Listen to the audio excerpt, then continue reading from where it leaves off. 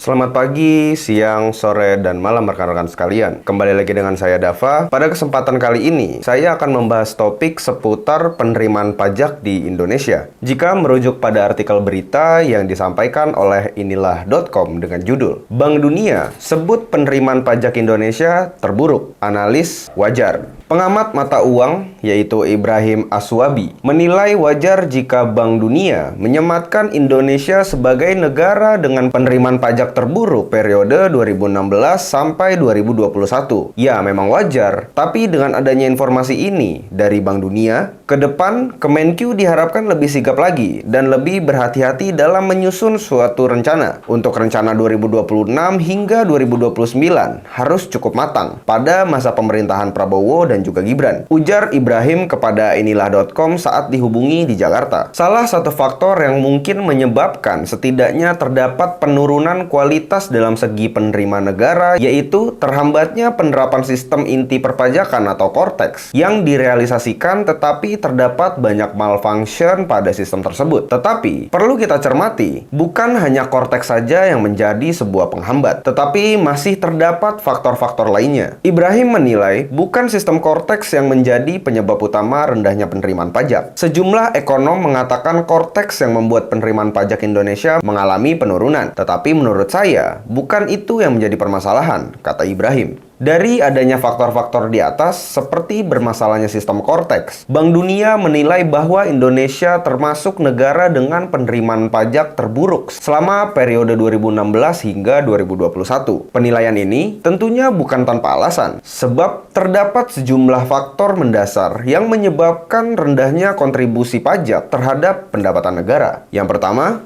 rasio pajak atau tax ratio Indonesia tergolong rendah, yaitu hanya sekitar 9 hingga 11% dari produk domestik bruto atau PDB. Angka ini jauh di bawah rata-rata negara berkembang yang berada di kisaran 15 hingga 20%. Rendahnya tax ratio mencerminkan bahwa potensi penerimaan pajak yang seharusnya dapat dikumpulkan negara belum tergarap secara optimal. Yang kedua, tingkat kepatuhan wajib pajak masih sangatlah rendah. Banyaknya individu maupun pelaku usaha yang belum melaporkan atau membayar pajaknya secara benar. Hal ini tentunya diperparah dengan besarnya sektor informal yang sulit diawasi, sehingga banyak faktor ekonomi yang tidak tercatat dalam sistem perpajakan. Ketidakpercayaan masyarakat terhadap penggunaan pajak oleh pemerintah juga menurunkan keinginan untuk membayar pajak secara sukarela. Yang ketiga, banyaknya insentif dan pengecualian pajak yang diberikan pemerintah turut mempersempit penerimaan pajak. Insentif seperti tax holiday dan tax allowance memang ditujukan untuk menarik investasi, tetapi dalam praktiknya seringkali tidak memberikan dampak ekonomi yang signifikan. Sementara itu, negara kehilangan potensi penerimaan dalam jumlah yang cukup besar. Yang keempat, korupsi dan inefisiensi di sektor perpajakan juga menjadi kendala serius. Praktik suap maupun negosiasi di bawah meja antara wajib pajak dan petugas pajak masih terus ditemukan, yang menyebabkan penerimaan negara tidak mencerminkan jumlah sebenarnya yang seharusnya diterima. Di sisi lainnya juga, sistem birokrasi yang belum sepenuhnya modern membuat pengelolaan pajak menjadi kurang efisien. Yang kelima, ketergantungan kepada sektor sumber daya alam. Contohnya yaitu seperti batu bara dan juga minyak bumi, membuat penerimaan negara sangatlah bergantung pada harga komoditas global. Ketika harga komoditas anjlok, seperti yang terjadi pada beberapa tahun dalam periode tersebut, penerimaan negara pun tentunya ikut menurun. Yang keenam, pandemi COVID-19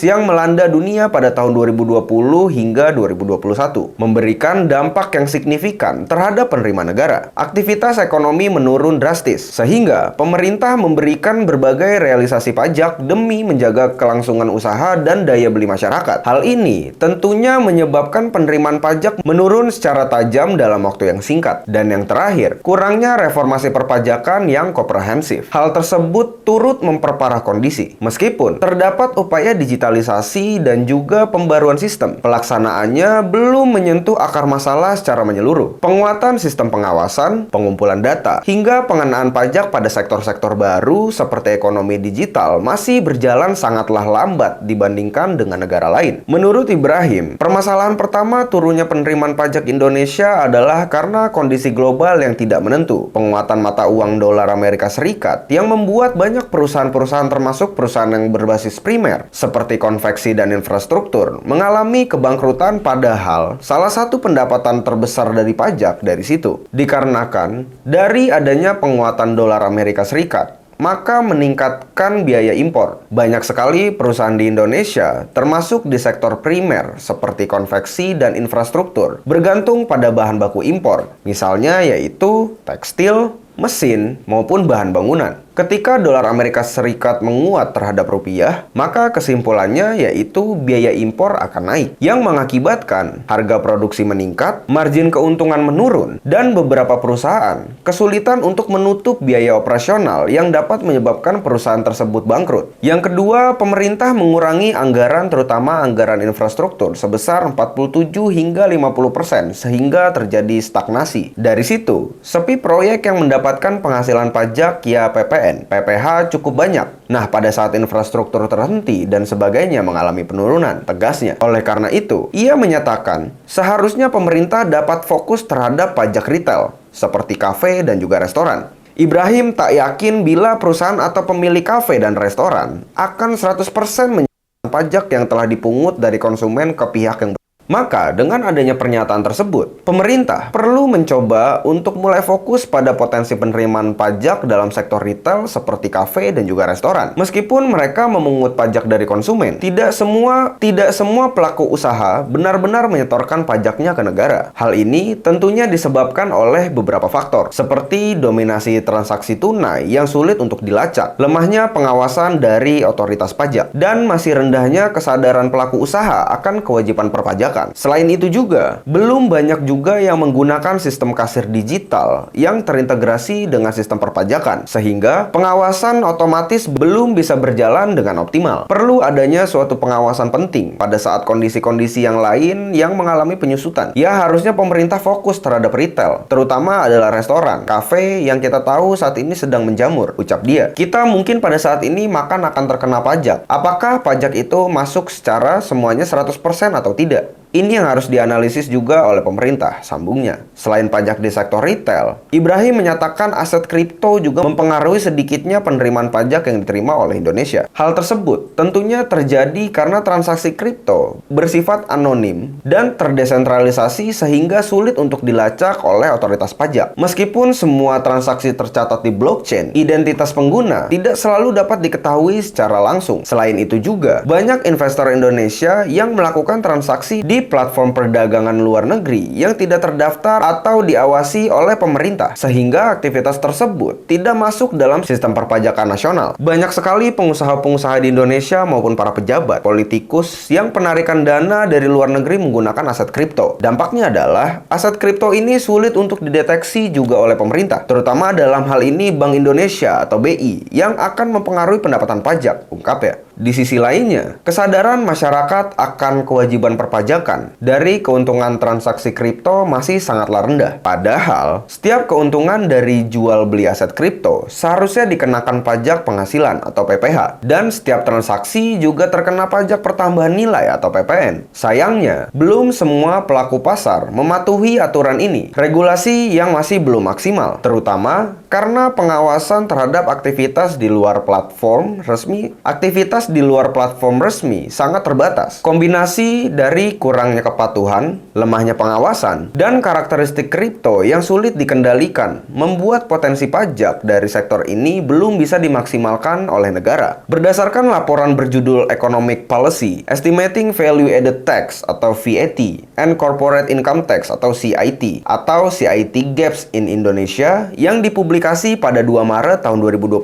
Bank Dunia menganalisis data perpajakan Indonesia periode 2016 hingga 2021, yang kesimpulannya, kinerja Indonesia dalam pengumpulan penerimaan pajak sangatlah buruk. Dikutip pada Rabu, tanggal 26 bulan 3 tahun 2025, Bank Dunia mencatat pemerintah Indonesia rata-rata kehilangan potensi pendapatan hingga 546 triliun per tahun. Dampak dari rendahnya kepatuhan pajak. Beberapa alasan utama yang mendasari kesimpulan tersebut antara lain, yang pertama yaitu rendahnya rasio pajak terhadap PDB. Pada tahun 2021, rasio penerimaan pajak Indonesia terhadap produk domestik bruto atau PDB hanya mencapai 9,1%. Angka ini lebih rendah dibandingkan dengan negara-negara tetangga seperti Kamboja yaitu 18%, kemudian Malaysia yaitu 11,9%, Filipina 15,2%, Thailand 15,7%, dan Vietnam sebesar 14,7%. Yang kedua yaitu kesenjangan kepatuhan pajak yang signifikan. Selama periode 2016 hingga 2021, rata-rata kesenjangan antara potensi penerimaan pajak yang seharusnya diterima dengan yang sebenarnya diterima mencapai 6,4% dari PDB atau setara dengan 944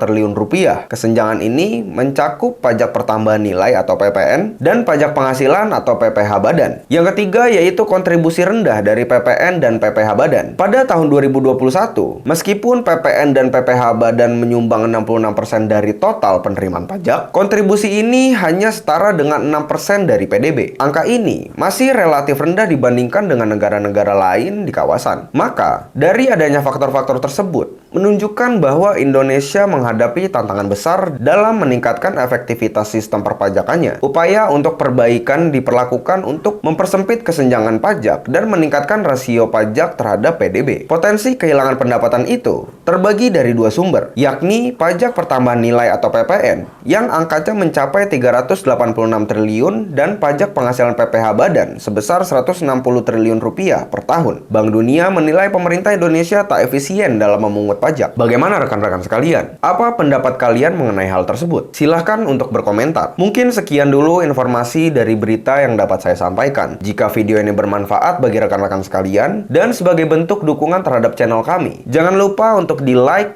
share, komen, dan juga subscribe channel kami. Terima kasih.